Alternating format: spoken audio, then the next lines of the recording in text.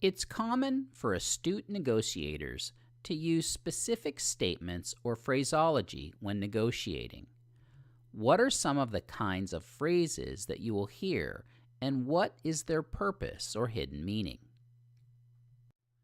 Shrewd negotiators are constantly negotiating, jockeying for position, making power plays, and doing so using statements with hidden meaning such as Company X, your competitor, is offering, which can mean, can you match it or beat it?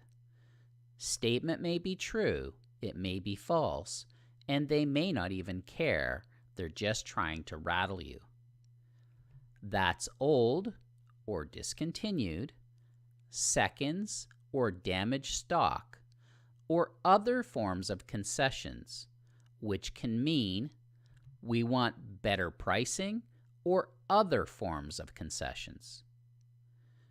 We always get better terms from our suppliers, which can mean we think we can get you to provide us with better terms by saying this. It has worked in the past with other suppliers. We never sign long-term contracts with our suppliers, which can mean we prefer not to enter into agreements because we like to avoid the commitment so we can remain flexible. We don't agree with your pricing structure or philosophy, which can mean they are either testing you by saying this, or they are feeling boxed in by your pricing strategy and want to negotiate. In order to gain as much ground as possible and win the race in your conversations with prospects, you must also raise your awareness of the use of specific words or phrases. These are statements with hidden meanings. Each of them have been given a name beginning with throwaways. Throwaways precede a very important statement or monumental announcement.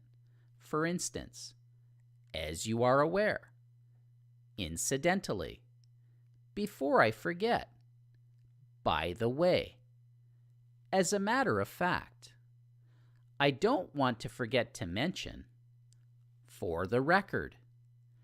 Pay close attention to whatever follows the throwaway statement. Next you have legitimizers. Legitimizers attempt to legitimize a statement that isn't completely truthful. For instance, frankly, honestly, to tell the truth.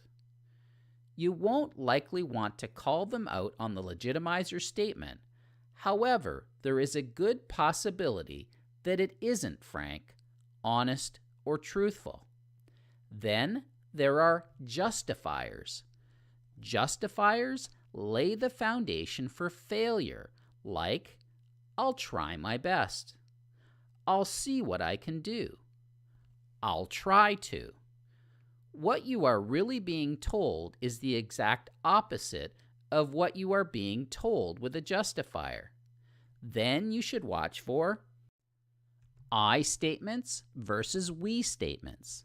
This is especially important if there is a shift from saying I to we.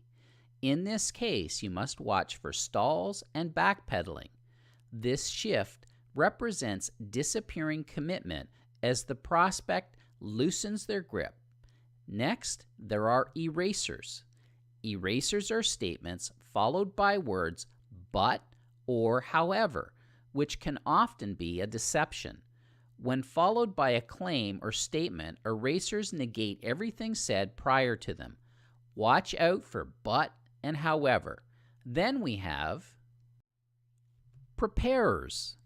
Preparers are used to set people up for a difficult or sensitive question. For instance, I don't mean to be personal, but, or I don't wish to intrude, however, or this may be proprietary or sensitive, but, or I need. Fasten your seatbelt, a question or request is coming that may open you up to vulnerability. Then there are trial balloons. Trial balloons are suggestive setup statements.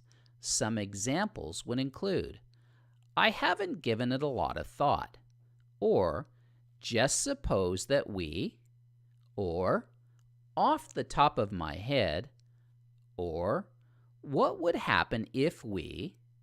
The prospect wants you to think that this question is very arbitrary when it is anything but. People who come to the table prepared to drive the conversation and the outcome of the sales interaction are very deliberate in their positioning and word selection. They are tactical and they strategically plan out their moves 2 or 3 steps ahead of you like a grandmaster chess player. Why do you use silence when negotiating? How do you use silence for negotiation? When do you use silence when negotiating? When negotiating, silence applied at the right time in a sales appointment will create a positive kind of pressure or stress that less experienced negotiators, your customer, dislike. It will cause them to speak out of turn and make a decision to end the silence.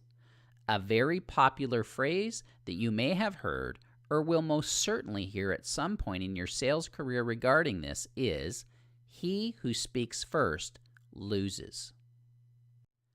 You use silence for negotiation just like an artist creating a masterpiece. You apply silence at the right moment in time when you are getting to the fine strokes of a business transaction. You learn through experience to keep your mouth shut at critical moments.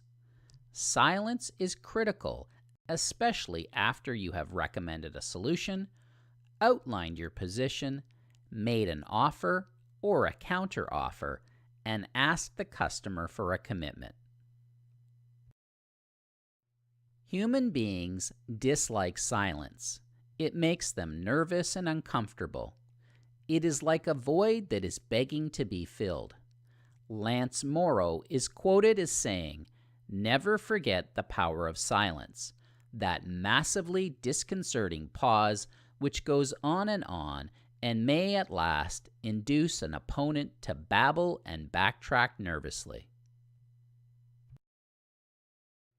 Learning Spotlight number 4. It's time to review what we've covered so far.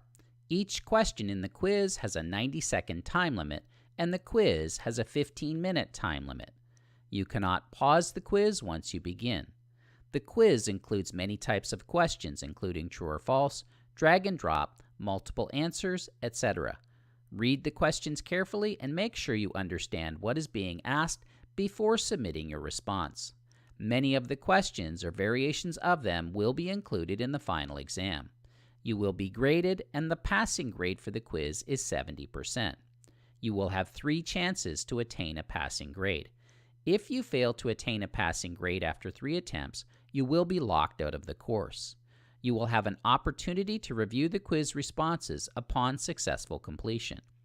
If you wish to review the previous slides and sections, do so before advancing. Upon completion of the quiz, please click on the green Next button with the white arrow in order to advance to the next step in the learning path. This concludes step number 9 of the learning path.